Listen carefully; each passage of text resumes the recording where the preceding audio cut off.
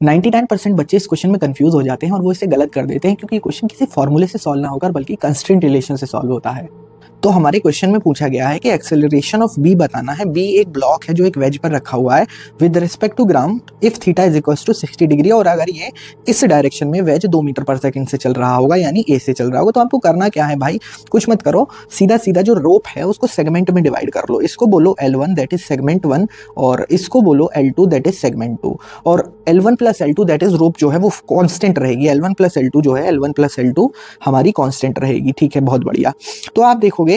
इस पॉइंट का कंट्रीब्यूशन, जैसा कि मैं आपको ऑलरेडी सिखा चुका हूं, 0 हो जाएगा, और इस पॉइंट का कंट्रीब्यूशन, ये पॉइंट इस डायरेक्शन में चल रहा है तो इसका कंट्रीब्यूशन हो जाएगा -a, और इस पॉइंट का कंट्रीब्यूशन हो जाएगा, जब ये ब्लॉक इस तरफ बढ़ेगा तो ये ब्लॉक नीचे की तरफ जाएगा। लेट से ये b एक्सेलरेशन से नीचे की तरफ जाता है तो इसको +b बोल देते हैं, इज इक्वल्स टू 0, तो a की वैल्यू जो हमको मिल जाएगी वो b मिल जाएगी। तो हमारा ब्लॉक b का जब FBD बनाओगे तो आप देखोगे ब्लॉक b को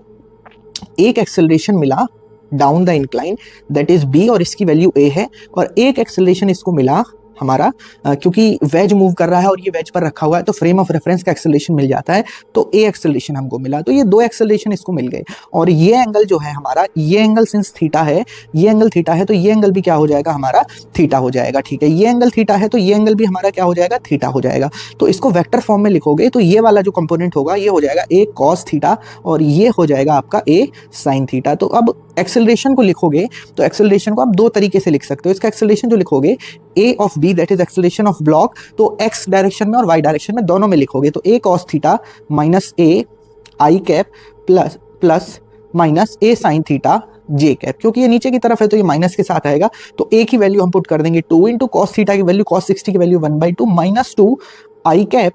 और यहाँ आ जाएगा 2 इंटू साइन थीटा, साइन 60 की वैल्यू हो जाएगी √3/2 j कैप, तो ये मिल जाएगा हमको